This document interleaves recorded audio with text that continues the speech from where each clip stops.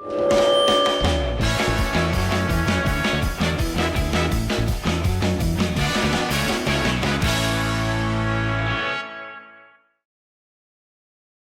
dia, tarde, noite, madrugada para quem estiver ouvindo agora esse episódio do nosso podcast com o Alisson Falcon. Eu queria, antes de começar o pod, dar 2 avisos. O primeiro é que, por motivos de estupidez maior, eu comecei a gravar o bate-papo um pouquinho depois que ele já tinha começado, mas o mais legal, o essencial está lá. Não percam, é muito legal. Foi uma conversa muito boa com o Alisson Falcon. Vocês vão gostar muito. O segundo é que, por problemas técnicos, o som não saiu da maneira, com a qualidade que vocês merecem ouvir. Então, o meu amigo Chico Castellano me fez o grandioso favor de salvar ao máximo o som do bate-papo com Alisson, e eu espero que esteja razoavelmente bom para vocês entenderem o que é dito, porque vale a pena, o conteúdo é realmente muito bom. Ouvir o Alisson é realmente algo extremamente bom. Então é isso, pessoal. Fiquem agora com um bate-papo aí com o Alisson Falcon. Agradeço demais ao Chico Castellano e vamos à entrevista. Obrigado a todos. Deixa eu começar com uma pergunta, então, que é o seguinte. Eu, por burrice, acho que eu comecei a transmitir agora, mas burrice minha. Mas deixa eu começar com uma pergunta. Como é que sua infância é década de 70? Sim, eu posso dizer, sim, eu costumo brincar, né? Quem tá com 50 anos é um produto da Guerra Fria, né? De certa forma. As minhas primeiras lembranças ali de infância, que estavam muito marcadas, são 73, 74, 75, bastante, quando meu irmão nasceu, do meio, lembro do nascimento, lembro da nossa viagem, lembro dos aviões, né? Do aeroporto. Então, assim, parte da minha infância aí, anos 70, em 84, eu já trabalhava, comecei a fazer o meu primeiro emprego, né? Tinha aquele convênio do CIE, Centro de Integração Empresa-Escola. Não sei se ainda existe. Existe. Também aquele menor aprendiz, né? Uhum. Normalmente, quem estava fazendo o supletivo ia para esse menor aprendiz, e quem já estava aqui na escola regulamentar estava para estágio do CIE.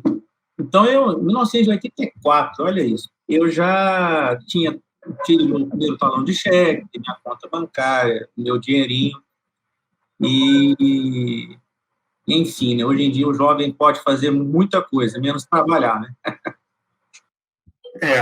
O que eu ia perguntar é o seguinte: nessa época que você é criança, a principal fonte de diversão da criançada, eu suponho, era a televisão já, não era? Agora eu vou dizer uma coisa, assim, eu sou do tempo da Vila Sésamo, né? Da primeira geração, eu peguei isso aí. O Muppet Show americano era transmitido aqui, dublado e tal. Mas uma coisa engraçada, a gente era muito, não sei se foi o meu pai, uma coisa assim, eu nunca fui muito de televisão. Lembro de bastante coisa, evidentemente, mas a gente fazia muita coisa ao ar livre. Meu pai, a gente fazia pipa, papagaio, né, dependendo do estado aqui do Brasil. Brincadeira de rua. E levava para andar de bicicleta. Que tinha mais ação, né? Sim, muito mais ação, com certeza. Nessas viagens, viajar de avião era muito caro, né? Meu pai, com uma família ali de já 4 pessoas, e viajar aqui no Brasil, tudo caro. Tudo era muito caro, imagina avião. Eram 2, 3, 4 dias de uma viagem, entendeu? A gente saía de Abaeté, Minas Gerais, para Cuiabá, no Mato Grosso, em 3 dias de viagem. Meu pai tinha, nessa época, era uma Brasília? Era uma Brasília. Uma Brasília bege, e não tinha ar-condicionado, um calor danado, você viajava com aquele barulhão, mas era muito legal, né? A gente ficava viajando assim. Eu era uma criança que, nas férias, quando encontrava com meus primos de Minas Gerais, o limiar deles era Abaeté ou Belo Horizonte, né? Escola, casa e tal. E essa vida que o meu pai tinha na Polícia Federal, de ser nômade, de viajar muito, passou para a gente. Então, era muito legal. Eu chegava nas feiras contando que, poxa, a gente estava atravessando o Pantanal, né? Anteontem tinha um jacaré atravessado na pista, a gente viu um tamanduá-bandeira, vimos onça na estrada. Então, assim, eu sempre tinha as histórias mais legais dos meus primos, dessas coisas assim, do Brasil, né? A minha mãe costuma dizer que, não, essa coisa sua essa paixão pela viagem veio já do seu avô. Meu avô, nos anos 40, 50 e 60, ele pescava no Araguaia, ele juntava os amigos e ia no Xingu, coisa completamente louca, 3 meses, né, pescando. E eu sempre gostei de viajar, então passou do meu avô, teve meu pai, eu cresci assim, nessa coisa de nômade, sabe, de estar na estrada. Eu gosto muito, tanto que até hoje eu faço muitas viagens, né? Só que agora na minha moto.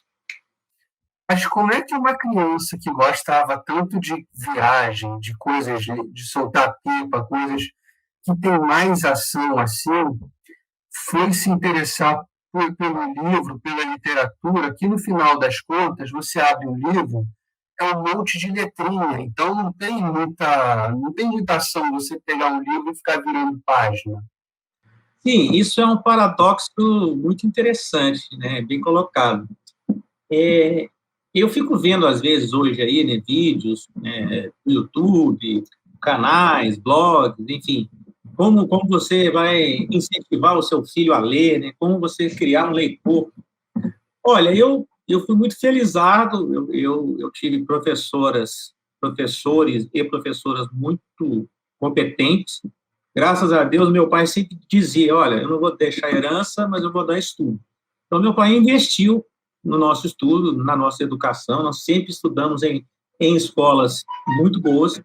Eu, normalmente, o que você aprende, ninguém tira. Como? O que você aprende, ninguém te tira. Sim, exatamente. E isso aconteceu uma coisa engraçada, porque é o seguinte, quando você me perguntou, a gente estava conversando sobre o tema aqui da conversa, e eu fui lembrar de coisas que eu não lembrava há muito tempo.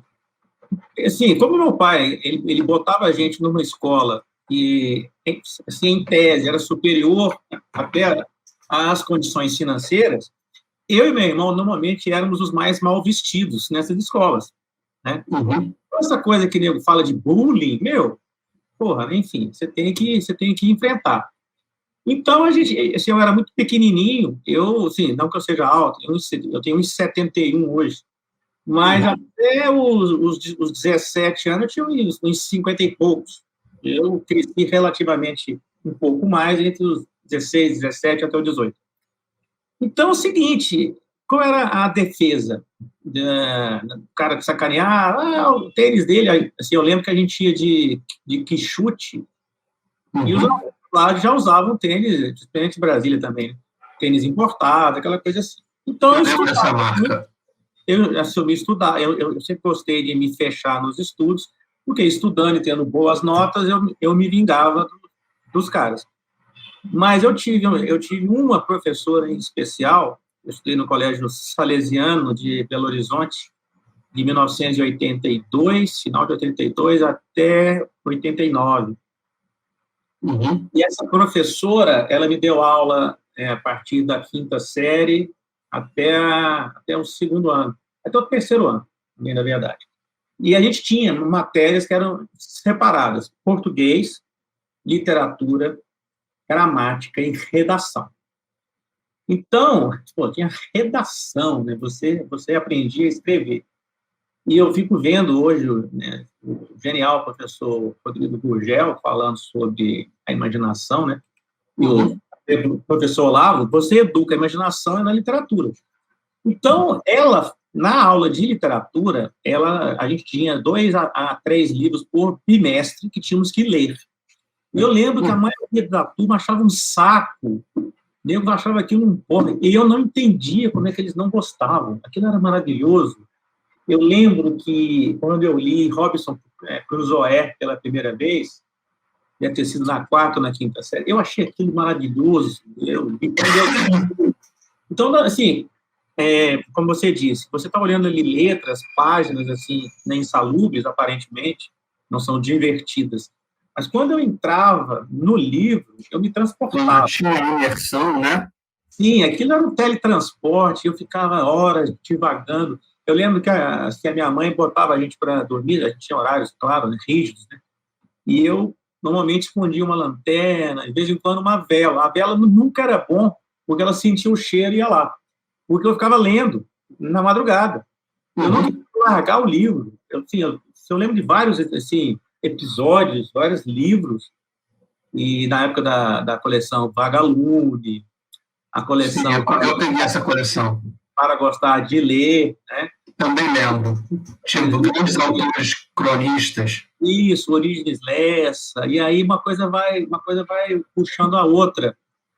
Stevenson, né? A Ilha do Tesouro, Cruzoé, nossa, assim, uma infinidade. Júlio Verne, né? Júlio Verne, eu lembro que a minha escola, ela fazia um campeonato, vamos dizer assim, dava um prêmio a quem lesse mais durante o ano. Por categorias, né? Cada série, e depois fazia o geral. Eu ganhei esse prêmio quase constantemente. Quase sempre. Era o seguinte, você pegava o livro emprestado na biblioteca do colégio e tinha que ler e tal, devolver em uma semana, 10 dias e tal, fazer a ficha de leitura para realmente provar que você leu. E eu achava aquilo barato. Eu faço ficha de leitura até hoje. Entendeu? Fico vendo, as pessoas perguntam para o Morgan, poxa, como é que eu vou guardar o que eu li? Né? Como é que eu vou memorizar o que eu li? Nada como a ficha de leitura. Nada muito grave. Eu li o título, o autor, personagens principais, a sinopse e o resuminho ali, da mão ali, que você... E é incrível, você passa anos, você lê a ficha de leitura de um livro que você leu, e você lembra. Vem tudo na memória. E aí, então, o que te trouxe a leitura na infância foi muito mais a escola do que o exemplo de casa? Eu acho que sim, com essa volúpia, essa vontade de ler mais, sim. Meu pai sempre foi muito inteligente, muito culto. Meu pai por juntar graduações, mestrados e doutorado, meu pai passa de 2 dígitos. É uma luta. Tudo até hoje. Meu pai está com 76, ele está acabando mais um mestrado, enfim.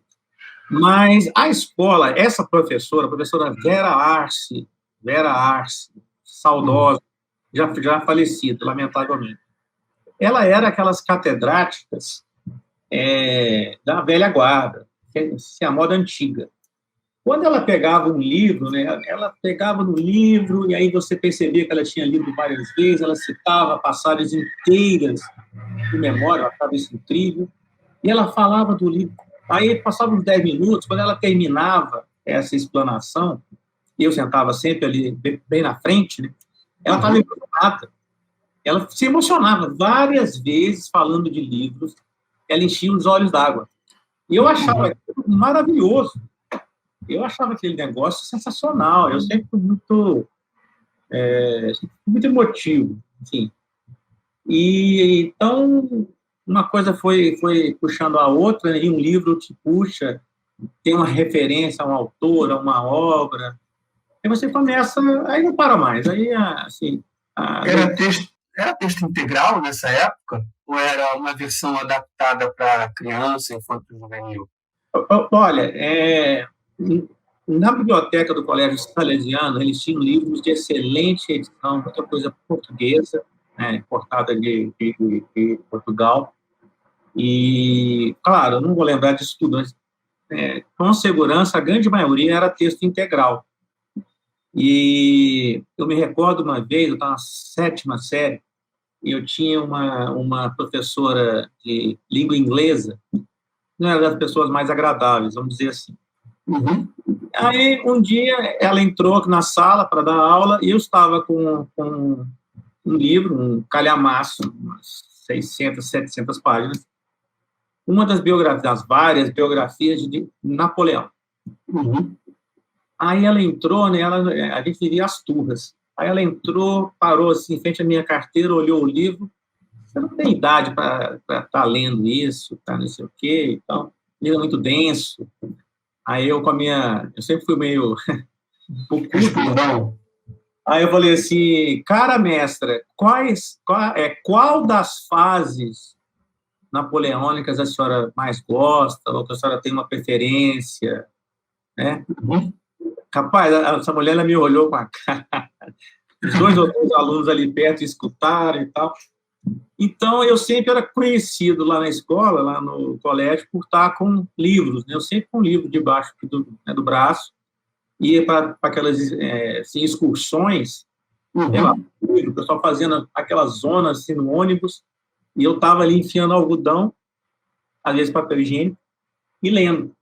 E o povo achava aquilo muito doido. Então, assim, uma coisa que me acompanha nas minhas malas, desde garoto, até hoje. Missão policial, viagem de passeio, eu tenho que levar um livrinho.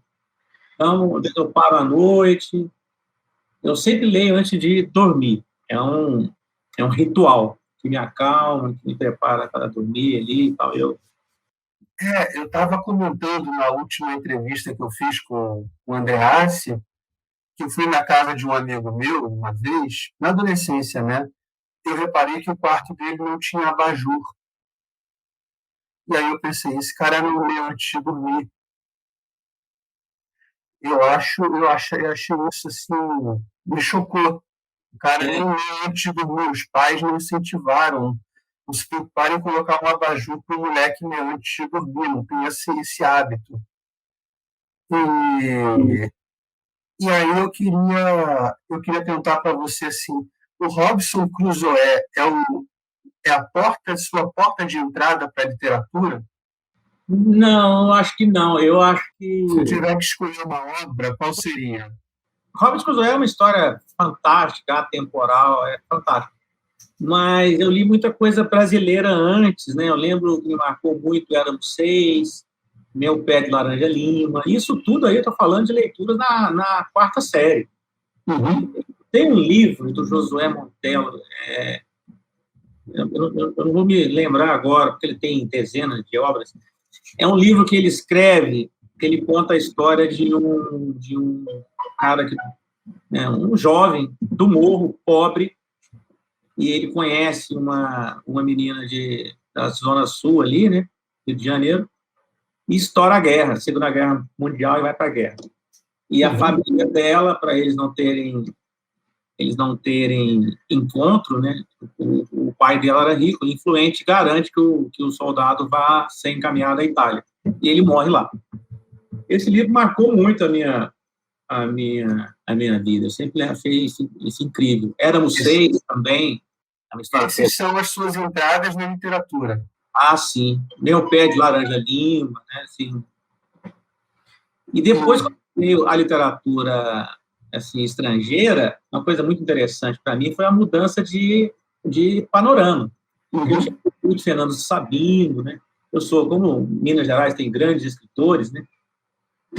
E eu estava restrito ali aos cenários nossos, a mata, a zona da Mata Mineira, o Rio de Janeiro, né? Alguma coisa falando sobre o Nordeste, que eu já tinha morado no Nordeste bem criança, então eu tinha visto, né, que é o Nordeste, a faixa litorânea, que são ali os 30 quilômetros, e o sertão, a gente viajava sempre de carro. Então, quando eu descobri a literatura estrangeira, foi um mundo novo. Aí o céu era o limite. Né? Aí o céu era o limite.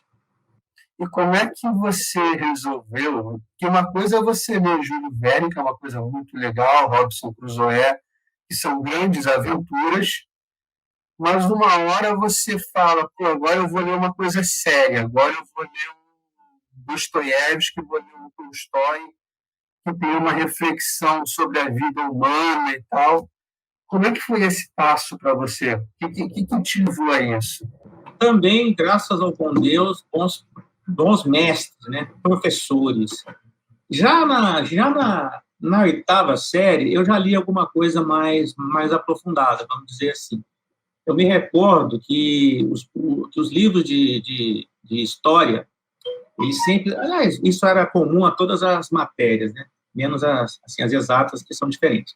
Mas normalmente estava lá aquele capítulo que você ia estudar naquele mês, naquele bimestre, estava lá contando a historinha.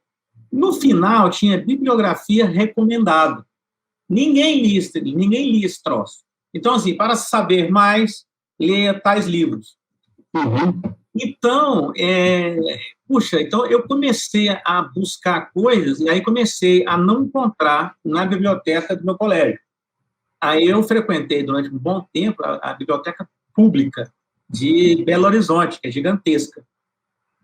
E ali eu tive contato com coisas mais sérias, principalmente história, um pouco de filosofia, mas muito aplicada à ciência histórica, à história militar. E eu, tanto por causa disso, eu acabei fazendo economia, né? Meu primeiro curso. A primeira faculdade. E meu pai queria que eu fizesse direito. Todo mundo lá em casa faz direito, policial, advogado, promotor, procurador e tal. Eu fui fazer economia. E quando eu cheguei na faculdade de economia, da PUC-MG, Faculdade de Ciências Econômicas, eu cheguei com o volume 1 do Capital debaixo do meu braço. Já tinha lido umas 150 páginas. E achando que eu estava fazendo assim, caraca, né? Mas todo mundo faz isso, é normal, né? Mas aí eu descobri que ninguém lia Marx e que ninguém leu durante o curso todo. Aí todo mundo esquerdista, foi uma coisa interessante. Eu sobrevivi a 2 universidades em locais diferentes, porque eu já adulto, eu também me transferi por causa da Polícia Federal, frequentei faculdades em Belo Horizonte, no Acre, Brasília. Então, eu sobrevivi à universidade, né? E era muito engraçado na Faculdade de Ciências Econômicas ver as pessoas falando de marxismo sem ter lido Marx. Aí, quando eu falava sobre a principal teoria, vamos falar sobre a principal teoria de Marx, a mais-valia. Não, isso é uma coisa maravilhosa, porque o trabalhador... Não, vem cá, eu não estou falando dessa retórica, eu estou falando da teoria. Como é que você aplica essa teoria? Como é que você mensura esse trabalho? E o cara não sabia. Então, eu tive discussões fortíssimas com professores na universidade. Eu só não apanhei porque eu acho que hoje eu apanharia, talvez, mas na época eu já era oficial temporário. Então, eu saía do exército tarde, eu ia fardado, assim, às vezes, para as aulas. Eu era segundo-tenente. Aí, eu não apanhei, acho que por causa disso. Mas eu era chamado de fascista, essas coisas que esses termos são velhos, né? Eu era o fascista, Você inaugurou o que a gente está vendo hoje, né? De certa forma, assim, quando eu vejo, eu já fiz tudo. No final das contas, é tudo culpa sua. Pois é, e que coisa triste. A gente vê, eu quando entrei na universidade, eu fiquei maravilhado, não sei se você conhece, a PUC-MG, o campus número 1 dela é um prédio belíssimo, é uma área gigantesca, é uma construção histórica muito antiga.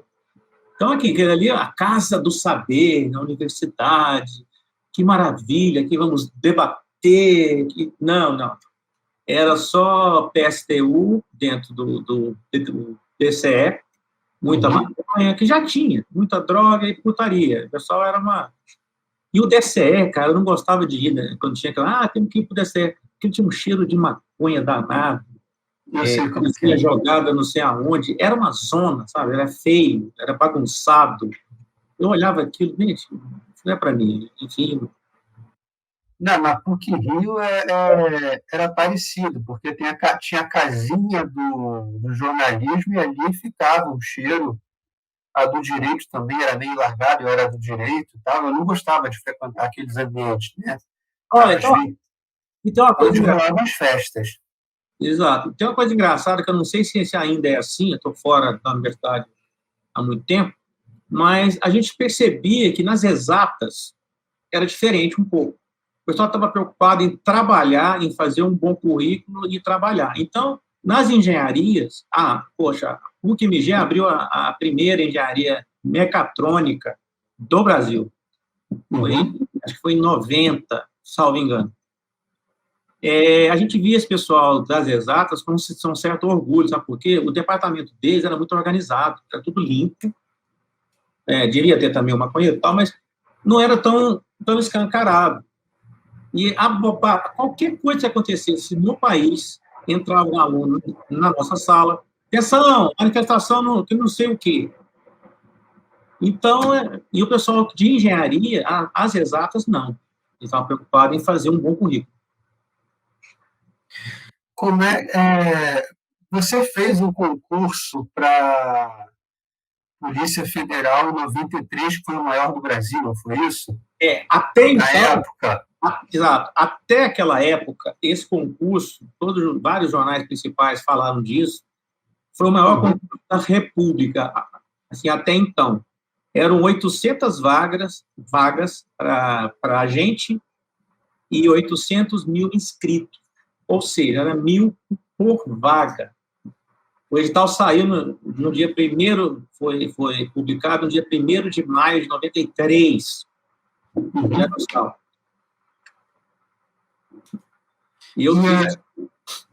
E aí, como é que a literatura foi importante na hora de você fazer esse concurso? O que ela te deu de ferramenta para você estudar ou para você passar nesse concurso? O que aconteceu? Voltando um pouquinho, só para você entender uma coisa interessante. No colégio, época de colégio com essa professora maravilhosa, ela gostava muito de mim porque eu era um bom aluno em literatura e um bom aluno em redação. Mas em gramática, não.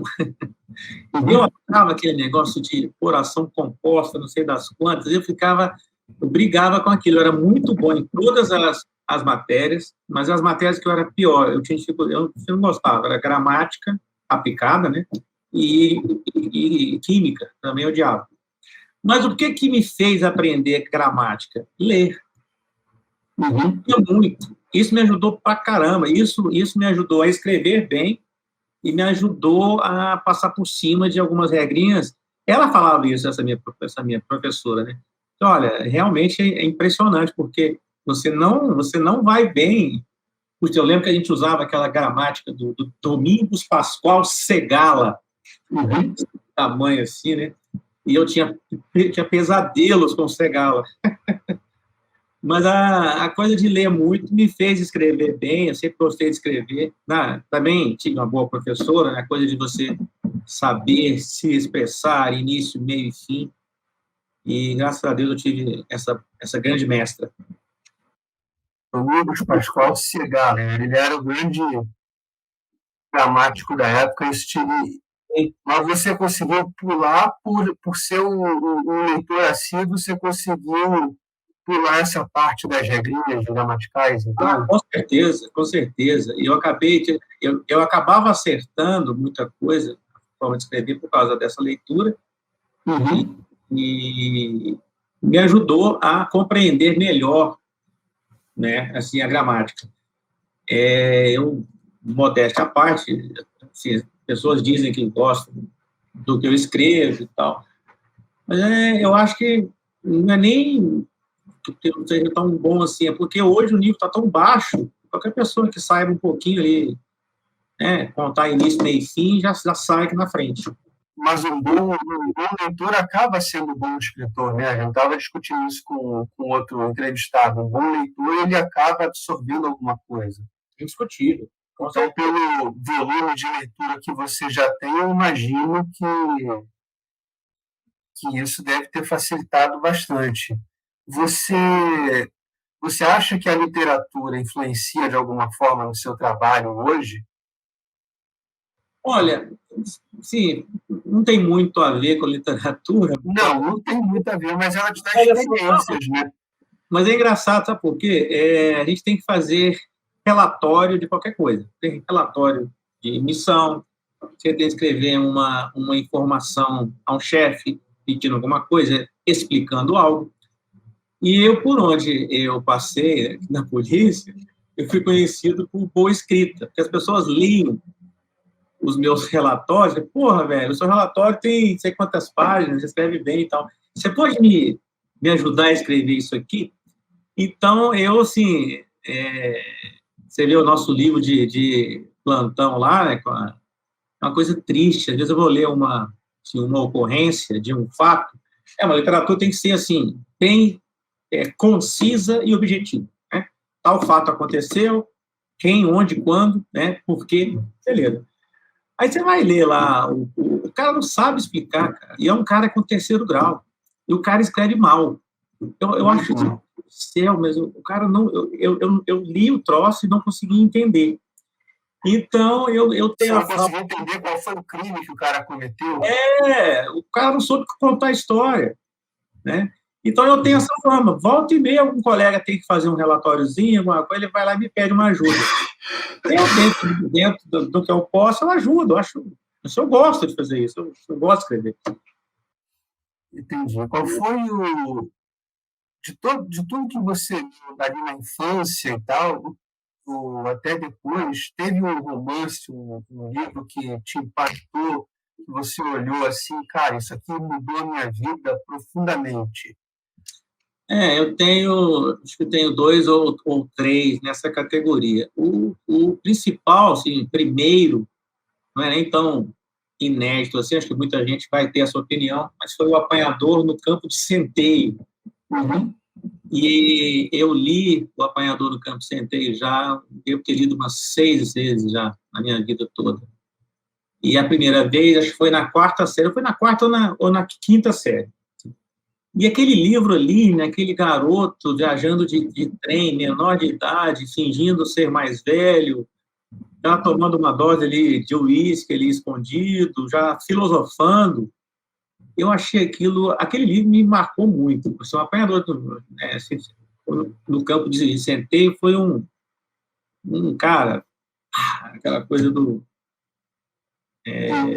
da vida, né, assim, a vida como ela é, e tem de tudo ali, né, primeiro amor, aquele primeiro suposto amor platônico, a entrada no mundo adulto, como os adultos blindam, né, de certa forma, para os jovens, para as crianças não descobrirem as agruras da vida, mas não tem jeito, você vai descobrir as agruras. Esse livro me marcou muito. Assim, o primeiro livro que me marcou, eu tenho ele ali, até está na 3ª versão já, porque Acho que uma tradução que você acha melhor? Não, na verdade, isso aí vem de uma época que eu ainda fazia empréstimos. Eu emprestava para amigo, coisa que eu não faço mais. Eu costumo dizer assim, eu não empresto nem livros, nem armas e nem motos. E aí foram me levando, eu sou apanhador e... Ou seja, só os discos, beleza, vou pegar todos. E aí tem o personagem do Apanhador do Campo de Centeio, é o personagem que mais te marcou? Sem dúvida, Holden Caulfield.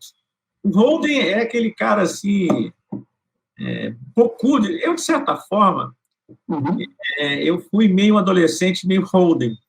Aquela coisa meio cáustica. Assim, meu pai sempre falava assim, poxa, o Alisson é foda, ele não se dobra, você tem que convencer pela razão, dizer que tal coisa funciona. Beleza. Não adiantava, tem que fazer isso porque tem que fazer. Não, por quê? Né? E o Holden tem essa coisa, né? Desafiador, questionador, né? E é uma coisa engraçada que eu usei vários jargões dele, né? Ele tinha um que, não sei se é por causa da nossa tradução em português, que ele dizia constantemente, qualquer coisa que ou valha. E isso é uma frase absolutamente que não andava na boca de garotos, né? E eu sempre usava esse troço, o povo se me olhar, pô, o que esse cara está falando, né? Parece um velho. Então, o Holden ele marcou muito, né? Aquela coisa questionadora, aquela coisa de querer ver o mundo ele próprio, né? Pelos seus próprios olhos. Tá aí, é uma coisa... Tinha muito tempo que eu não falava do apanhador. Sobre o Apanhador do Campo de Centeio, e esse é o seu arquétipo de personagem, né? Sim. Ele encaminhou o Hemingway. Eu acho que o Holden, tudo ali... O próprio Hemingway, ele falava, né? Do apanhador, etc. Mas aquela literatura mais concisa, né? Hemingway, as frases Eu tenho toda a obra dele, enfim, saiu em português, acho que tudo, talvez alguma coisa, mas eu tenho toda e eu li todo o Hemingway. Hemingway é meu escritor número 1, favorito. Mais do que o Salinger, então? O Salinger é aquela coisa, né? Eu tenho até um livro de contos dele, mais curtos, de horas curtas, mas ele ficou marcado com um cara de um livro só, né? Uhum. E ele também não estava preparado para a fama, ele se fechou muito, né? Ele gerou uma mitologia, né, em torno dele. O Hemingway, ele tem uma obra muito mais extensa e como ele teve mais longevo, você pega ali a característica de uma época, né, em que pese ele sempre tentar que a sua obra não fosse marcada por datas, né, temporais, não teve jeito, né? Assim, ele foi muito marcado pela Primeira Guerra Mundial, que ele viu como motorista de ambulância lá na Itália, lá no campo austríaco. Depois a Guerra Civil Espanhola, depois a Segunda Guerra, né? E o Hemingway é aquela coisa que está tão em desuso hoje, né? Aquela coisa do cara que, pô, meu irmão, eu sou macho, o homem tem que proteger a mulher, vamos tomar um uísque no fim do dia, se tivermos alguma divergência, a gente vai lutar um boxe aqui. Então, Entendi. assim, aquilo me marcou muito. Eu, muito garoto, quando eu comecei, deixa eu ver se eu lembro. O primeiro livro do Hemingway que eu li, eu acho que foi Por Quem os Sinos Dobram. E eu Uhum. fui ler o livro por causa da música, por causa do Metallica, que tem Uhum. de Bell Tolls.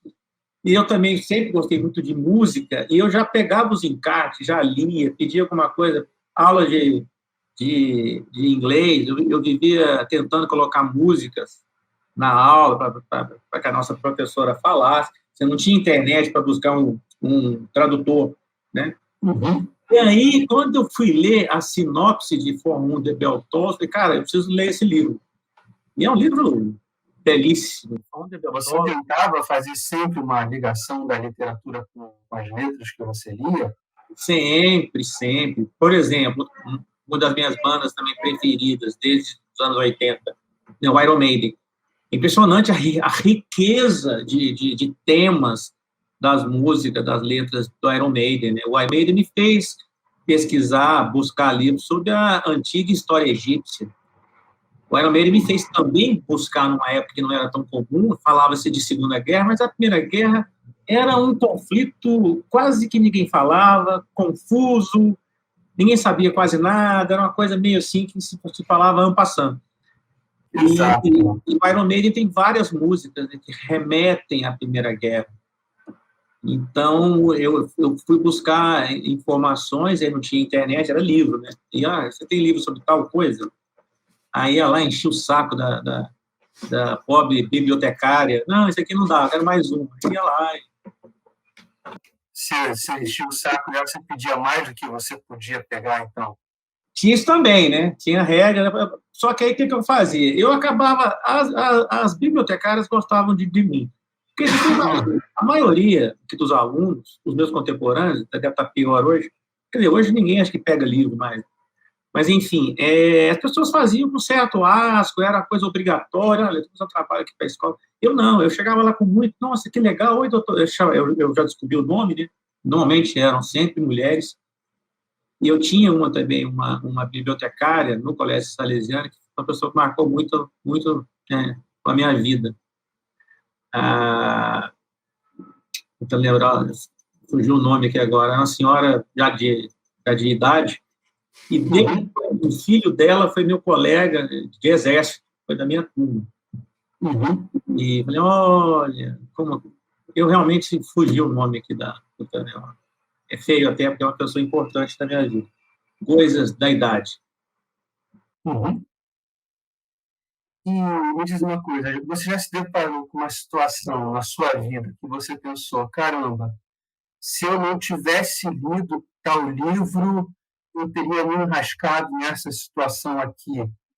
Eu já vi isso acontecer em tal livro, então essa situação eu consigo evitar, eu consigo fugir dela. Por causa da literatura, você já fugiu de alguma coisa assim?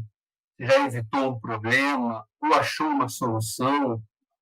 Olha, eu acho que sim. Não, se eu for lembrar um livro específico, mas eu li várias coisas que sempre falavam sobre a questão de você ser humilde, de você tentar aprender antes, né?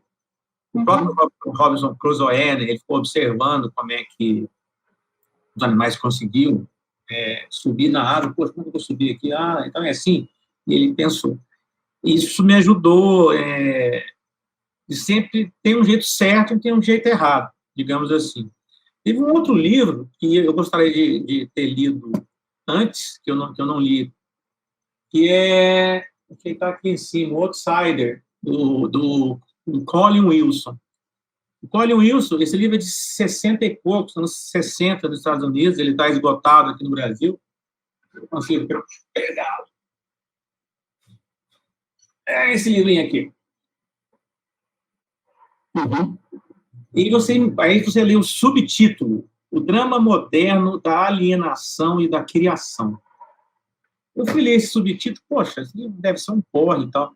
Aí eu comecei a ler o livro, e o livro é basicamente um manual para pessoas inquietas e irrequietas, pessoas sensíveis, né? Eu sempre, ficava meio deslocado às vezes, porque, porra, eu li o negócio, ficava emocionado, meu pai dizia assim, homem não chora, né? Aí eu ficava, então, a gente sempre aprendeu a ser mais, né, deixar ali e tal. E as coisas, elas me atingiam. Eu percebia que isso não é muito comum. Aí a pessoa lia o negócio, que era um negócio, cara, é uma história assim de te deixar você arrasado, destruído. E as pessoas leem, enfim. E eu ficava muito afetado. Então, o outsider é justamente isso. Ele tem uma definição que diz assim, é aquele que vê demais, que vê fundo demais, que sente demais, que sente fundo demais e não sabe como agir, né? As coisas o atingem muito. Esse foi um livro que marcou muito. Acho que, digamos assim, na adolescência foi o apanhador e na vida adulta já acho que foi o outsider. E ele, de certa forma, apesar do autor não ser católico, ele me preparou um pouco a minha conversão cristã, digamos assim, por falar de filosofia, principalmente ali Platão. É uma conversão recente, né? Bem recente. Eu fui ateu por 40 e tantos anos, quase minha vida toda. E isso aconteceu. Eu acho que a crise do país, 2013, 2014, movimentos contra a Dilma, eu sempre fui conservador, sempre fui de direita, nunca gostei de comunista, sempre associei o comunismo a tudo de ruim. Você é de família? Sim. O meu bisavô era espanhol, ele fugiu do Franco. Anarquismo. Não, do Franco não. O Franco, ele era um franquista, ele fugiu antes, porque os comunistas queriam passar o cerol em católico e tal. Então, assim, e aí eu acho que a gente começou a ter, acho que não só eu, muita gente no Brasil passou a ter um certo despertar político naquela crise ali do Dilma, né? Aí caiu a Dilma, apareceram vários canais ali de direita, muita gente falando de literatura, de bons livros, de filosofia e de cristianismo, de Deus, de catolicismo. E aí eu me descobri assim, poxa, eu me descobri em um conflito. Eu me via como alguém de direita, conservador, de uma criação dos meus pais, mas eu me vi do lado errado nessa questão religiosa. E várias pessoas, vários canais aí tiveram participação, assim, inclusive de eu mandar perguntas fechadas, né, de direct, às vezes, mensagem, pessoal do Terça Livre, conversei fechado ali com o Max, foi seminarista, o próprio Ala, alguma coisa, o pessoal do PH Vox também, o Barazoscas, digamos que é quase um amigo, assim, converso pra caramba aqui com ele e tal, é uma pessoa fantástica. E aí eu me vi no lado errado e senti a necessidade. Cheguei para minha mulher, isso foi ano passado, em plena pandemia já, né? Peste chinesa. E, cara, eu preciso conhecer Deus. E aí a gente foi buscar uma igreja mais tradicional, uma igreja, digamos assim, das antigas, né? Que está bem difícil.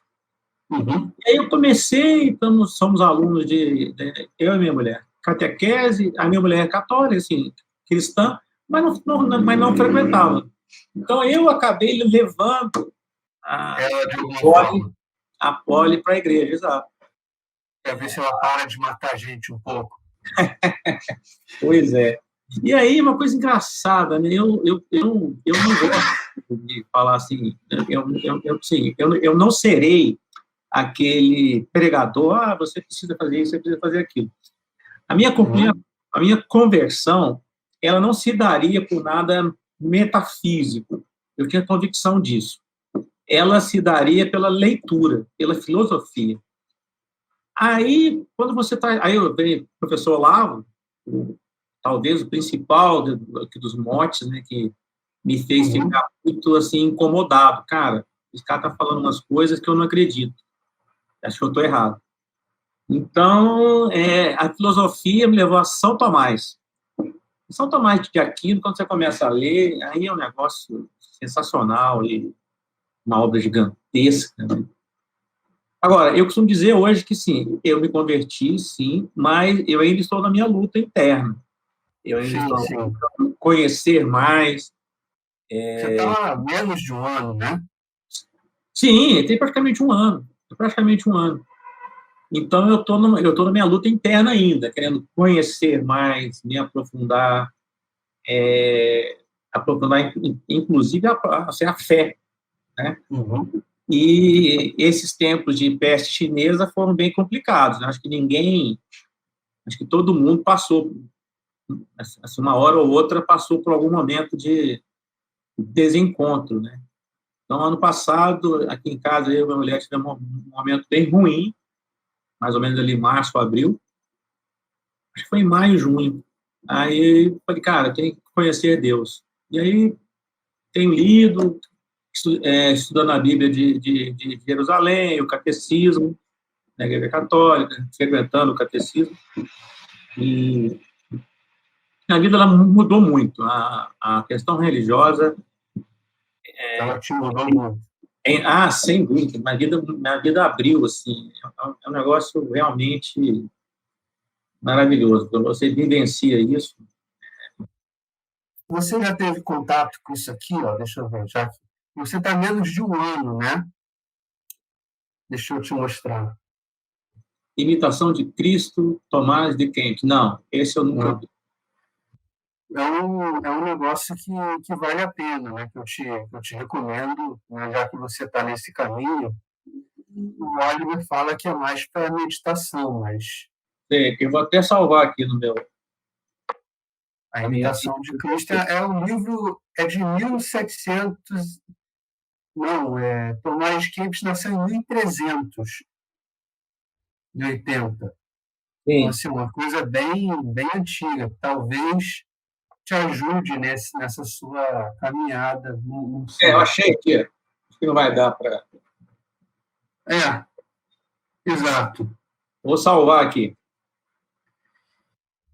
E aí, você me falou dos livros, assim, dos romances, né, que mexeram com você. Sim. E, assim, quais foram os livros, vamos chamar assim, de sérios, de políticos que você acha que abriram sua cabeça, assim, você falou, cara, o mundo é outra coisa do que eu pensava?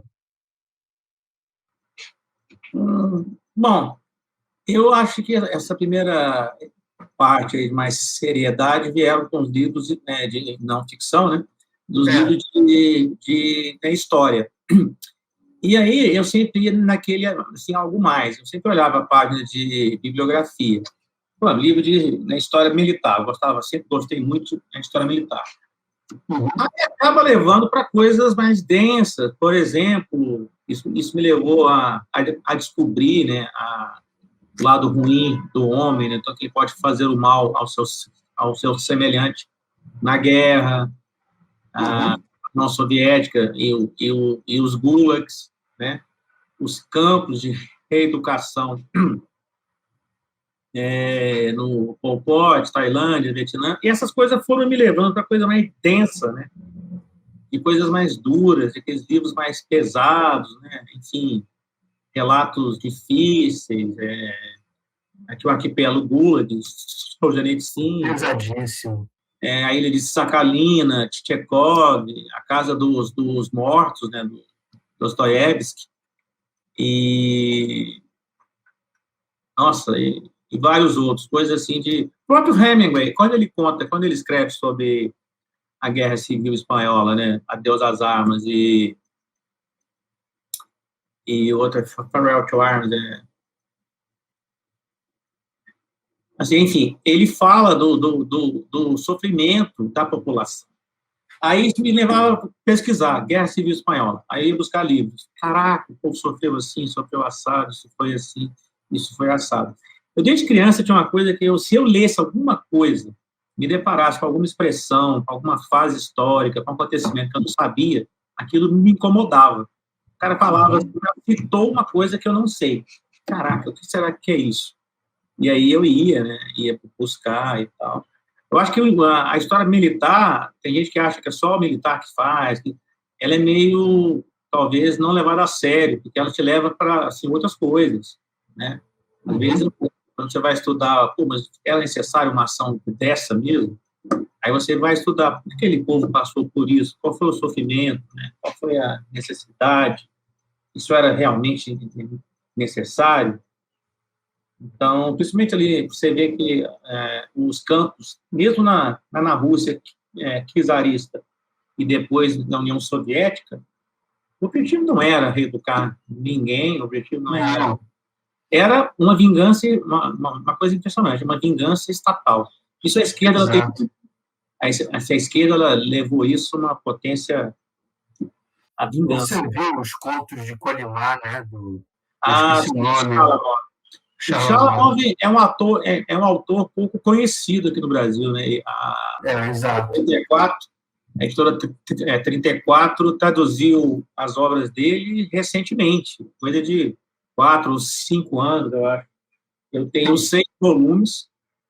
Mas a obra completa são 6, né? São 6. É a primeira vez e eles traduziram assim, a obra integral, né? Todos os volumes.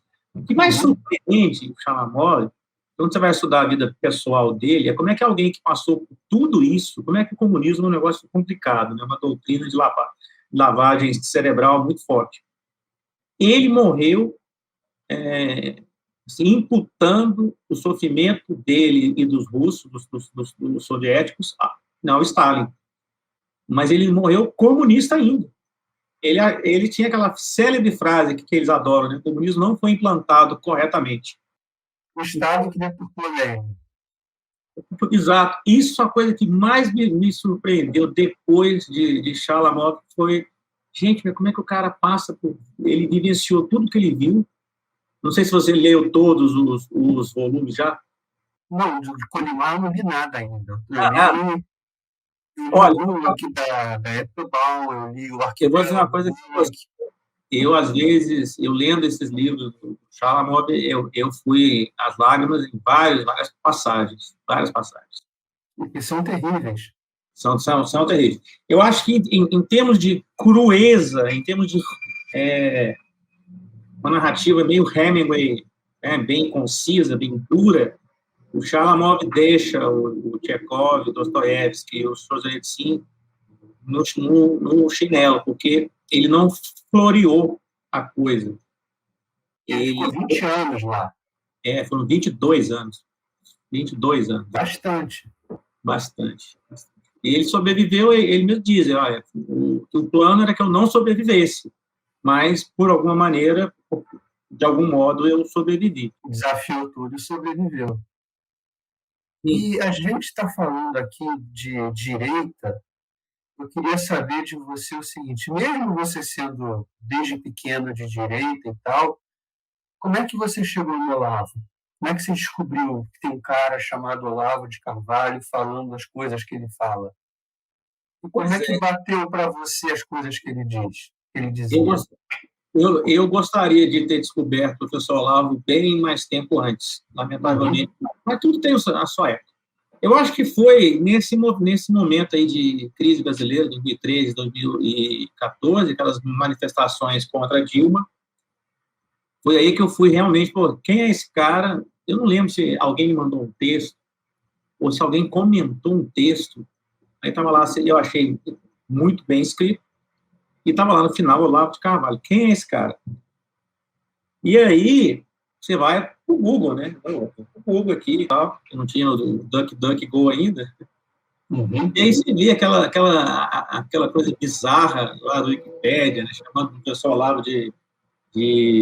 como é que é, astrólogo, e por aí vai. guru da direita. Aí eu comecei a comprar e ler os livros dele.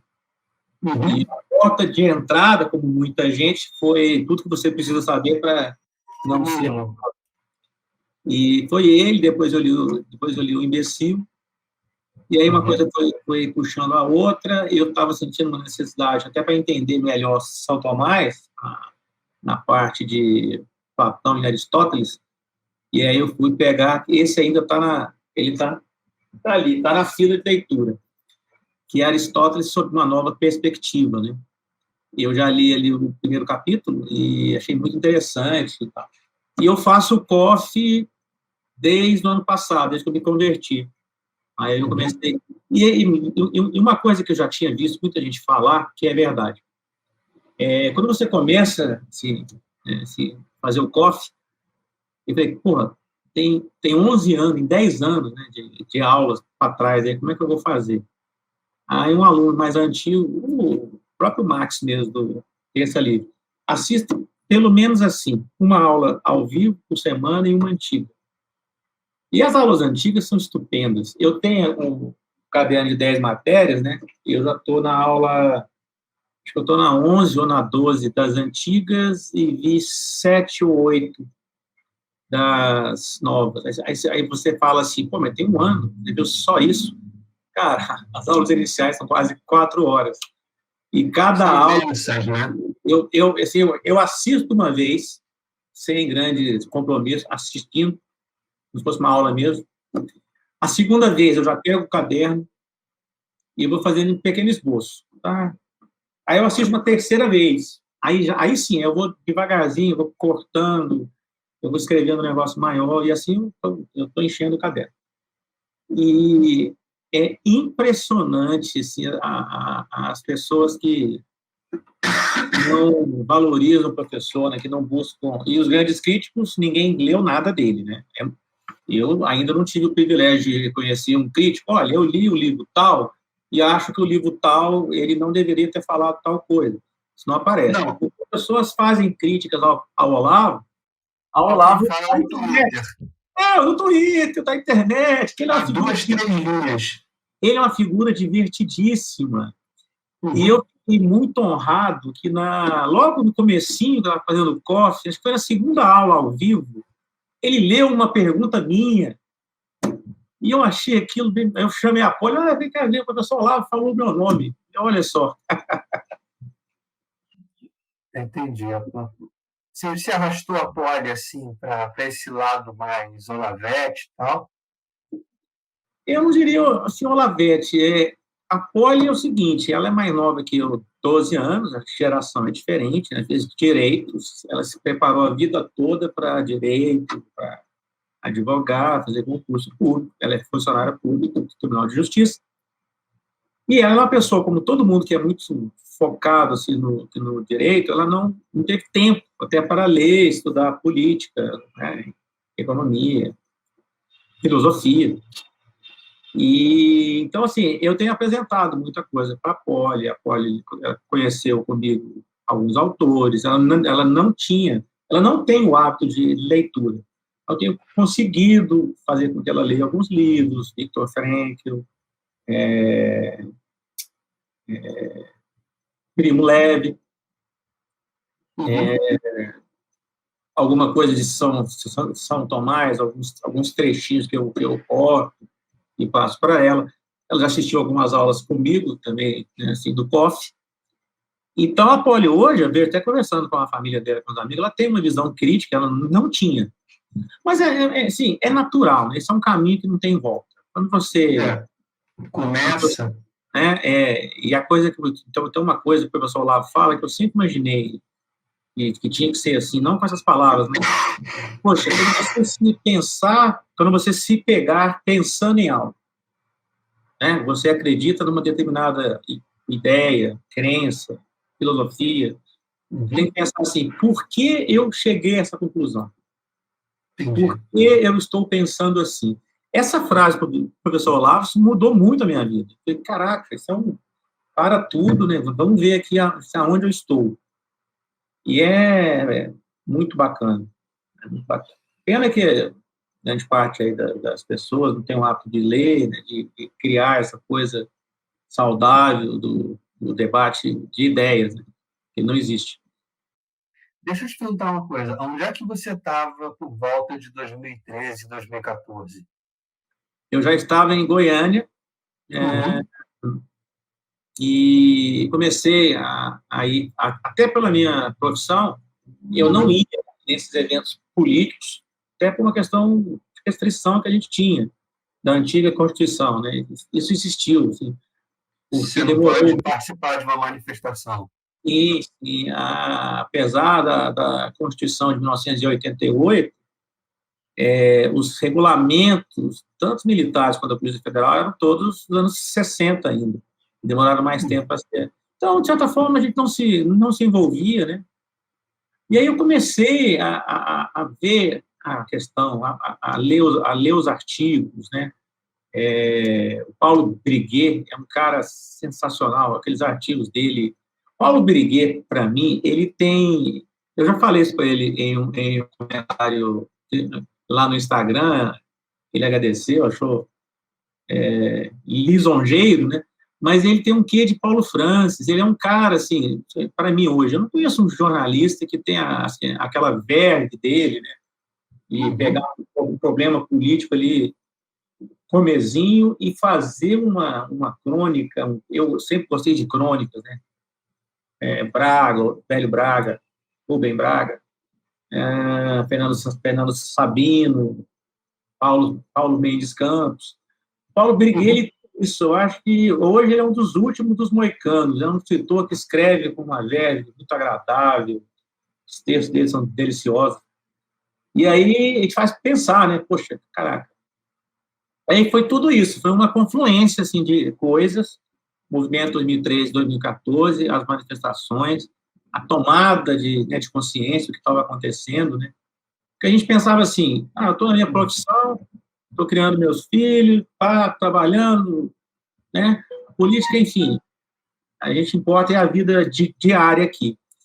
Isso mudou. E muita gente, por que esses canais de YouTube cresceram?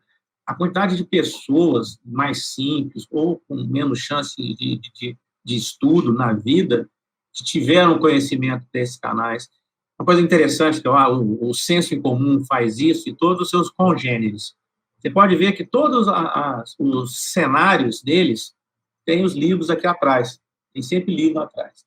Aí eles falam, você precisa ler esse autor tal, tem que ler esse livro aqui.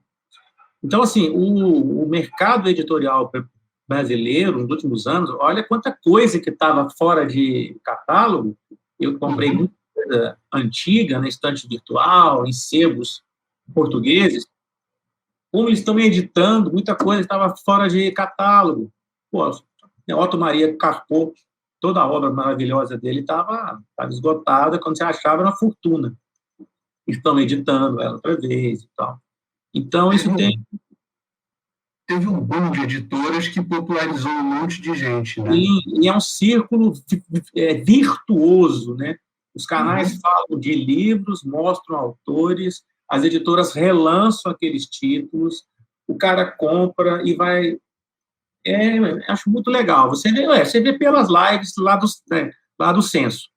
Quantos superchats, quantos comentários de pessoas que falam isso? Nossa, eu vim parar aqui, eu comprei um livro tal, eu não lia. Puxa, eu li Olavo de Carvalho. Nossa, eu li Platão. Eu fui ler poesia, literatura, né? Agora a gente tem um bookcast de poesia épica, né? Dos Ah, alunos, que está sendo muito bom. E como é que você chegou no Flávio, no Censo? Como é que foi esse caminho? mas eu acho que eu já seguia alguns canais mais de direita, mais tradicionais, algumas pessoas, o Paulo Periguet, o pessoal do Terça Livre, e aí o que acontece? O próprio YouTube começa a te jogar coisas parecidas, de vez em quando aparecia, Senso em Comum, Fábio Morgenstern, e o podcast. Primeiro foi o podcast, né, Guten Morgen. Uhum. E aí eu comecei a ouvir, eu ouvi a ampla maioria, eu acho que eu não li todos ainda, não ouvi todos, mas quase todos eu devo ter, uns 80 no mínimo eu ouvi. E alguns mais de uma vez, e alguns mais de 2 vezes. Tem um que eu acho espetacular, aquele que olha, eu gosto de história militar, modéstia à parte, tem um razoável acervo Conhecimento. sobre nazismo, sobre o Terceiro Reich. Aquele episódio o Do nazismo. nazismo era de direita, quase Acho que é o 3 favorito horas. de todo mundo, né? Hã? Eu acho que é o favorito de todo mundo. Rapaz, aquele podcast, aquilo ali dava um livro de 3 volumes. Ali tem coisa pra caralho, tem muita informação, é um negócio muito aprofundido. Eu fiquei escutando aquele negócio maravilhado. Caraca, de onde é que saiu esse maluco? Aí, logo em seguida, já seguindo o Guten Morgen, já seguindo o Senso em Comum, saiu o Guten Morgen Go, sobre Primeira Guerra Mundial. E eu comprei logo de cara. Pá. E assim, eu fiquei maravilhado. Aquele Guten Morgen Go também da Primeira Guerra foi muito bem feito. Ele estudou muita coisa. E eu, como gosto pra caramba de história militar, eu tenho duas estantes em 2 prateleirinhas ali só de Primeira Guerra. Quase tudo que ele usou Você tem aí. no Guten Morgen Go, eu não consegui, porque eu não leio alemão, lamentavelmente, e uns 30% dos livros que ele usou não tem tradução em português. Aí, lamentavelmente, eu não consegui. Mas eu busquei algumas coisas em Portugal que não foram editadas aqui no Brasil. E eu mandava para ele as fotos, pelo Senso em Comum. Ele falou isso em algumas lives já. Pô, o Alisson fica me mandando as fotos aqui dos livros. Não sabia dessas. Então, ele acabou conhecendo coisas por sua causa, né? Não, eu acho que não. Ele, assim, ele se espantou de eu conseguir o livro, eu acho. Mas ele já conhecia. Ah, tá. Eu acho que teve um livro que eu comprei, eu não vou procurar aqui agora, mas teve um dos livros, 1 ou 2, que ele não conhecia. Agora, ele me deu, da minha bibliografia sobre a Primeira Guerra, acho que 80% é dele, ele que me deu, assim, eu peguei pelo Guten Morgen Go. Mas é aquela coisa de pesquisando, eu fui buscando muita coisinha ali, tem alguns livrinhos aqui que eu tenho que ele não tem. E tem um do Ludendorff, de 1920, é o livro mais antigo que eu tenho, consegui comprar em um sebo, e está no estado de conservação surpreendente para a época. E aí eu mandei isso para ele. Olha aqui, eu consegui. Pô, que livro legal, não sei o que e tal. O Ludendorff é justamente o cara que participou do início do movimento nazista, né? Sim, o Ludendorff tem uma vida longeva na Alemanha, ele foi um militar da velha guarda, de direita, teve uma participação muito importante na Primeira Guerra Mundial, né? A partir ali de 1916, no final de 16, começo de 1917, ele e o Marechal Hindenburg deram um golpe de Estado, praticamente, né, no Kaiser Wilhelm, e eles governaram a Alemanha. A Alemanha foi, sim, uma ditadura militar em 1917, até o fim da guerra. Quando a guerra acabou, eles foram proscritos, queriam até, o Woodrow Wilson queria processar alguns deles, os supostos crimes de guerra, enfim. Não aconteceu. E aí, a Alemanha, após essa Primeira Guerra, ela mergulhou aqui no caos, né? Tentaram, em 1918, 19, tentou uma revolução comunista em Munique, que fracassou, graças a Deus, e o país ficou marcado por conflitos internos, partidos tinham suas facções armadas que se digladiavam nas ruas. Aí veio a República de Weimar. A República de Weimar tem muito a ver com o Brasil num aspecto. Haviam 32 partidos políticos representados no Reichstag de Weimar. O Brasil tem 33. Então, assim, é uma salada partidária muito grande, ninguém se entende. É uma torre de Babel. E o Ludendorff, ele foi um cara que assim, ajudou os partidos e os grupos de direita contra os comunistas. E ele foi cooptado bem no começo pelo Partido Nacional dos Trabalhadores Alemães. Depois o Hitler deu o golpe no partido e tomou o partido para si próprio. Mas o Ludendorff, sim, ele apoiou o Hitler assim, no começo, o partido nazifascista. Logo no começo, sim. Depois o Hitler, ele... Só um instantinho, eu vou acender minha luz aqui. O Hitler personalizou o partido para si. Sim, sim.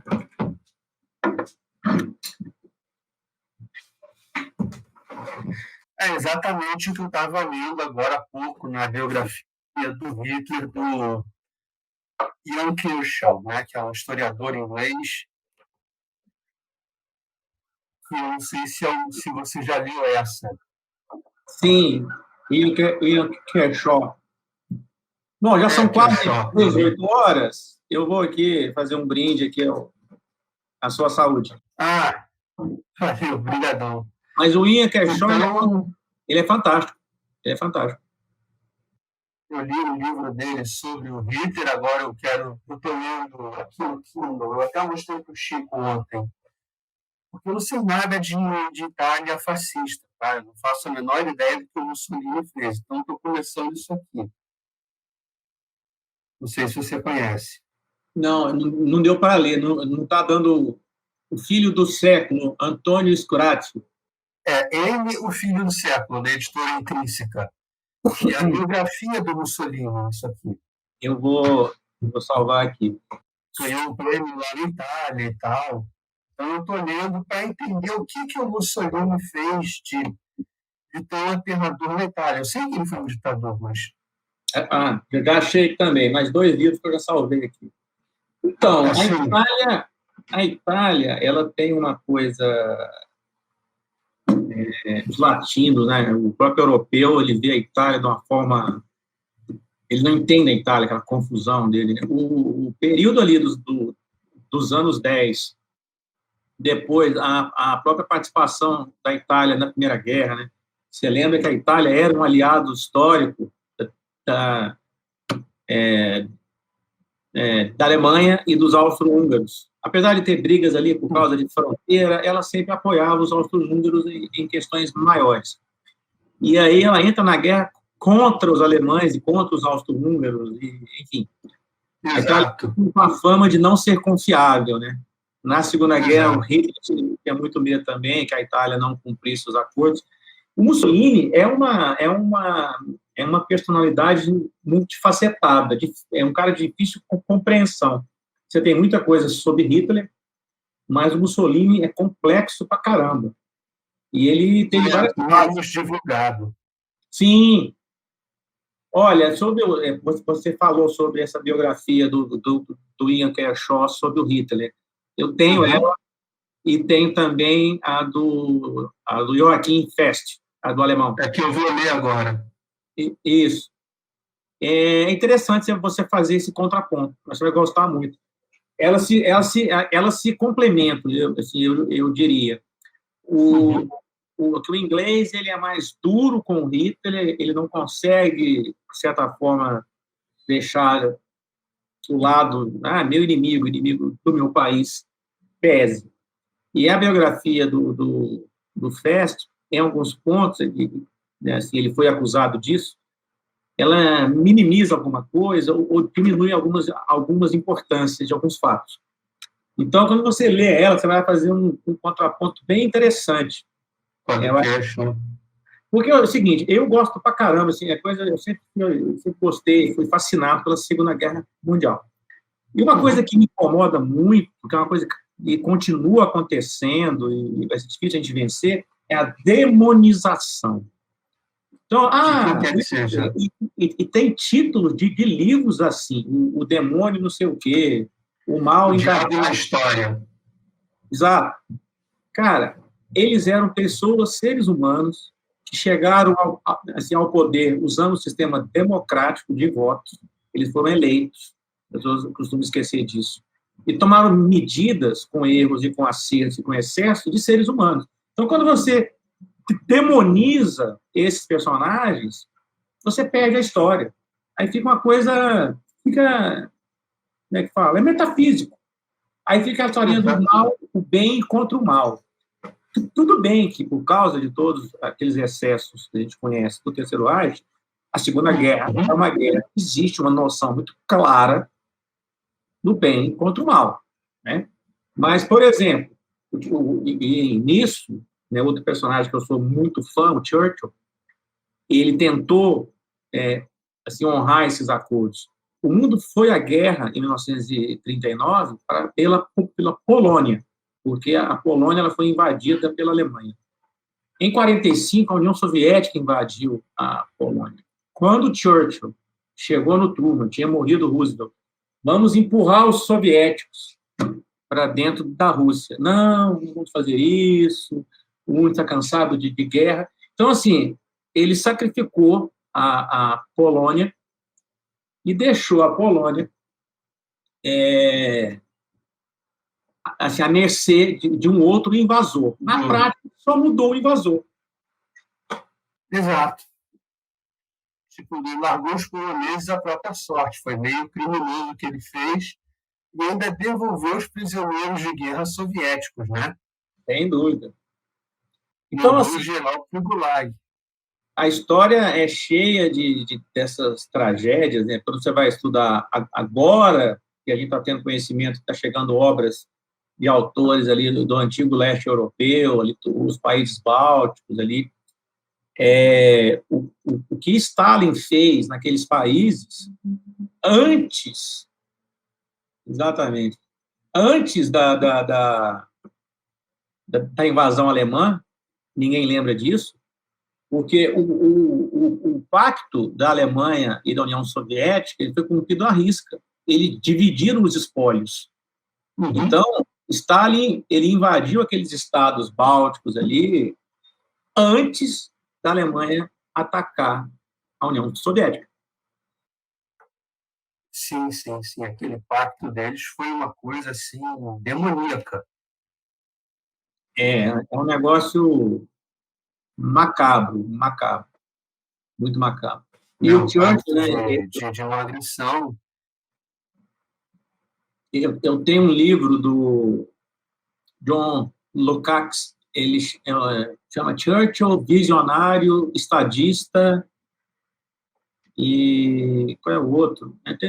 Tem um outro adjetivo.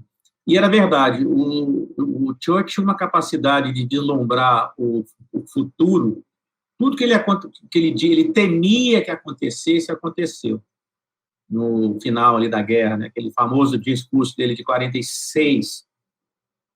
E aí a gente vê, né, os personagens que ganharam e não levaram, né? O Truman, o Roosevelt já tinha feito muita merda, ele estava passando por cima do Churchill e só ouvia basicamente o Stalin há muito tempo. E eles já estavam convencidos, Stalin e Roosevelt, que dividiriam o mundo. Então, o Churchill era quase um incômodo. Você lembra disso. E o Churchill anteviu Hitler né, muito antes de muita gente. E Stalin também, ele entendia os comunistas, o pensamento comunista, de uma forma, porque ele tinha estudado muito, ele tinha lido Lenin, toda a obra de Lenin, que costumava uma merda, eu li alguma coisa, não li tudo. Um pouco de Trotsky, ele tinha lido aqueles caras. Então, ele sabia muito bem. Que era Hitler? Mas Principalmente, Assim, Hitler também, claro, mas eu digo assim, ele tinha um conhecimento sobre o comunismo muito importante, muito rico. assim, não, eu estava lembrando agora que tem um momento da história do Stalin, depois daquele pacto demoníaco deles, o Stalin acreditou, não, o Hitler não vai me atacar. O Hitler não vai atacar a União Soviética. Seus aliados é que querem empurrar a Alemanha para a gente aqui. A gente não tem nada com essa guerra. Sim. E Há ali vários ainda. relatos, Ah, há vários relatos disso aí. há vários E ele relatos que é. ficou catatônico. Quando começaram a chegar as notícias já bem claras da invasão alemã, ele se recusava a acreditar. E ele teria ficado enfiado em um quarto por 72 horas. E não falou com ninguém, não atendia o telefone, em choque. Porque quando começou o ataque, não sei se você sabe disso, o Stalin estava dormindo e o cara foi lá acordar ele, ó, Stalin, estão atacando a gente. O Hitler está atacando a Alemanha, está atacando a gente. Exato. Foi uma parada assim absurda. Então, Porque assim, foi uma decisão tão estúpida. E aí há vários historiadores ficam fazendo ilações, a gente fica tentando entender a mente do Hitler. Eu já acho que ele já se via como alguém mais velho, ele já tinha alguns problemas de saúde, ele tinha um médico picareta do lado dele que ficava aplicando mil e um dele, porque eu sempre tenho, assim, se Hitler não invadisse a Alemanha, a União Soviética, os aliados não venceriam a guerra nunca, sabe por quê? Naquela época não tinha como os ingleses manterem a guerra e os americanos com o Atlântico no meio. Ia gerar ali uma Europa alemã, a União Soviética do outro lado, e talvez a Inglaterra ali em um acordo espúrio. Por isso, Churchill ficou tão feliz quando ele recebeu a notícia da invasão. Ele tomou uma dose de conhaque após um bom jantar, fumou o charuto que estava guardando para o fim do ano e foi dormir com a Clementine e disse: vou dormir o sono dos justos, porque ali ele soube que ele venceria a guerra. Quando o Hitler resolveu dividir, né, o ataque, fazer duas frentes de ataque. Na verdade, toda a decisão é etapafúrdia. Qualquer um e eu tenho bastante coisa disso, ele deve ter, claro que ele sabia. A história do ataque de Napoleão, ele ensina tudo, está ali. Stalin usou as mesmas estratégias, as mesmas. Então, assim, é como a guerra do deserto. A guerra do deserto, você não conquista terreno, tem que destruir o inimigo. O que adianta você conquistar quilômetros e quilômetros de areia, né? Então, o objetivo da guerra do deserto é você destruir o exército inimigo. Na União Soviética, com aquelas bastidões... A terra arrasada, você fala, né? Exato, é a mesma coisa. Eu conquistei 1/3 da Rússia. Isso não quer dizer nada. Eu ganhei 1/3 do território da União Soviética. Tá, e daí? O que você fez? Você não destruiu o exército. A Soviética é grande pra caralho. Sim. E outra, né? Ele usou Ele até começou bem, né? As tropas blindadas se deram muito bem na Blitzkrieg europeia, porque você tinha uma rede de estradas boas na Bélgica, na Holanda, na França, e você não tinha nada disso na União Soviética. Os caras viviam lá no século XIX ainda. Isso é verdade. Hoje a gente tem celular, a gente tem tablet, a gente tem videogame aqui, né, PlayStation, um monte de distração para a criançada, né, um monte de coisa muito mais interessante do que você pegar isso aqui, né, que é um monte de letrinhas. Como é que você traz uma criança para cá? Olha, eu tento contar histórias para meus sobrinhos, meus filhos já são adultos, tenho um casal de gêmeos, fazer 27 anos já, então já são adultos, já estão com as suas vidas feitas. Eu acho que hoje eu tenho um sobrinho de 2 anos e pouco, ainda no terceiro ano, já 2 anos e meio, eu acho, e eu tenho incentivado meu cunhado, a minha cunhada, gente, pegue histórias legais, clássicos, contem historinhas para os seus filhos antes de dormir. Façam isso um ritual. E vai contando as histórias em etapas. Eu lembro que a minha avó, ela fazia isso, ela contava, a gente passava as férias lá em Abaeté, e a minha saudosa avó Mieta, ela contava histórias para a gente. Às vezes eram histórias tradicionais, folclóricas, às vezes algum livro, mas ela não era uma literata, uma pessoa muito simples, mas com conhecimento de vida e tal. E eu ficava maravilhado com aquelas histórias. As historinhas. O contar uma história é um negócio mágico. Eu acho que hoje, para você brigar contra essa competição de tecnologias, tanta coisa para desviar a atenção, acho que se um pai que fizer isso, ele vai estar no contraponto, a ponto do menino chegar aqui na escola, nossa, meu pai, ele me conta histórias, o seu pai não te conta histórias? E não lê livro para você? Porque depois, isso eu acho que é natural, isso, a pessoa, quem entra no mundo tem como sair, é um negócio muito bom, marca a sua vida. Os seus filhos estão com 27 anos, mais ou menos? Isso. Então, na época deles, tinha Ben 10, é isso? Power Rangers, coisas do tipo? Eles nasceram em 96 que eles nasceram. E aí você conseguiu vencer essa concorrência, né, digamos assim, e oferecer livros no lugar dessas coisas? Bom, lamentavelmente, nem tanto, porque eu fui para a Amazônia em 97 e era muito inóspito. Eu tentei levá-los, para a mãe, assim, minha mulher e meus filhos, né? E ela não se adaptou à Amazônia. Realmente era muito difícil. O Acre era... quem está acostumado com Belo Horizonte, com conforto e tal, realmente era muito rude, muito rústico. Então, o meu contato com eles foi meio diminuto, infelizmente, nessas épocas. Era mais em férias, eu passei 10 anos na Amazônia, né? Então, eu não tive a chance de fazer como eu gostaria mais. Mas eu incentivava, buscava, olha, isso aqui é legal, conta essa história, lê isso aqui, né? Entendi. Não, esse era o principal do papo de hoje, valeu demais. Eu tô vendo que tem uma estante aí atrás de você extensa de livros.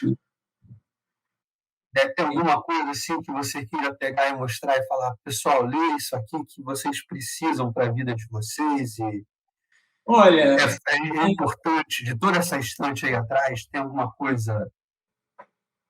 Eu vou dizer uma coisa para você. As pessoas querem estudar, né, buscando aí fazer a formação do senso comum, fazer curso, como é que eu começo? Esse livro, eu não estou falando nada assim inédito, estou chovendo aqui no molhado, mas vou reforçar essa indicação. Esse aqui é um livro que vai te dar um norte, como eu vou estudar, como eu devo fazer. E é um livro que tem 100 anos quase, né? A primeira edição aqui, acho que foi 20.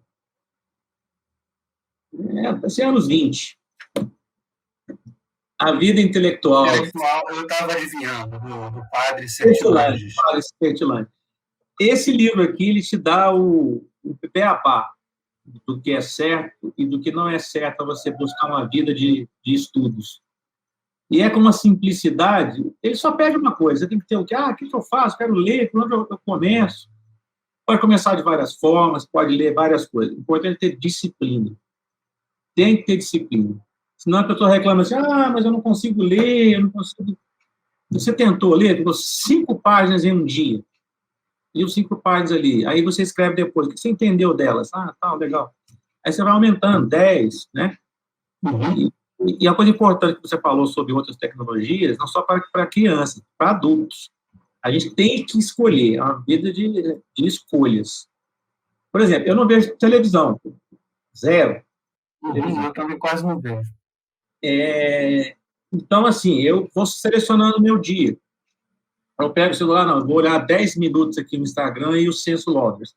Aí tem sempre umas notícias interessantes, alguma coisa. 10 minutos, parei. Tanto que você vê que eu não estou lá constantemente. Não. Pois tem dia que eu abro... Porque esse grupo não existe.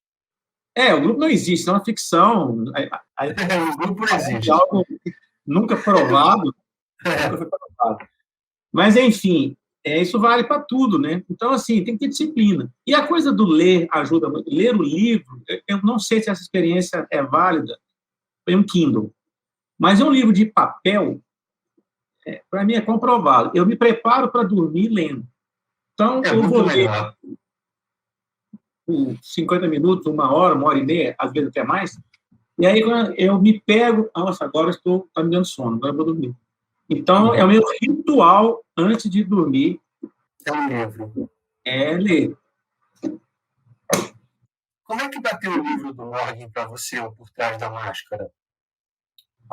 Qual? Por Trás da Máscara, do Morgan. Você leu o livro do Morgan? Não, eu não li. Ele está na minha fila de compras. Está na minha fila de compras. Entrevista não leu esse livro, cara. É mesmo? O Morgan vai passar no entregador em geral nessa parada aqui. Todo mundo que eu entrevisto não lê o livro do cara. É impressionante. Mas sabe o que acontece? Se eu abrisse aqui a minha página de lista de desejos das editoras, não só a Amazon, não só o site digital, eu devo ter uns 1000 livros, 6 ajudas, somando as listas de desejo, e outra, né? Tem que comprar, né? Então, assim, tá puxado. O livro dele está na fila de compras, e eu estava marcando ele para quando eu fosse me aprofundar em Infowar, ler mais sobre Infowar. Nesse sentido é muito bom. Pela palestra dele, né? Mas eu não comprei ainda. Entendi.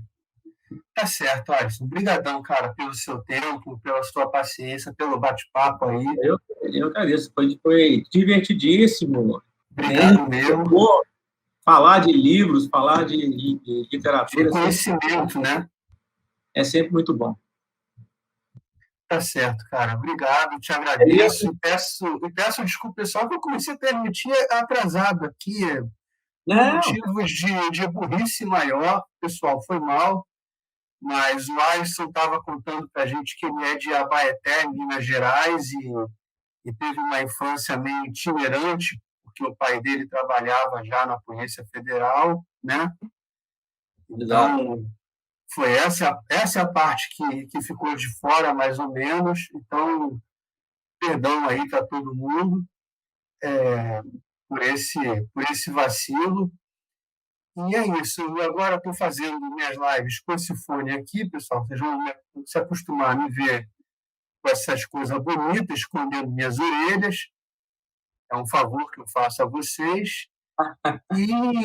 E para ter um equipamento melhor, eu estou botando aí na descrição na descrição dos vídeos, eu estou colocando o meu Pix, de repente vai aparecer na tela também. Estou pedindo, igual, fazendo aquela mendigância gostosa, para ter um equipamento melhor aqui, para a gente ter umas lives mais bacanas, tipo essa com o Alisson agora, que foi sensacional. Não foi nenhuma live, foi uma aula que o cara deu aqui para a gente. Muito obrigado mesmo. Bom, eu agradeço. Se você deixar o seu bigode crescer mais, você vai realmente ficar a cara do Brás Oscar. E sucesso. Isso é uma coisa boa. Exato. E sucesso aí no canal. Tamo junto. Meu irmão. Obrigado. Grande abraço. Grande abraço.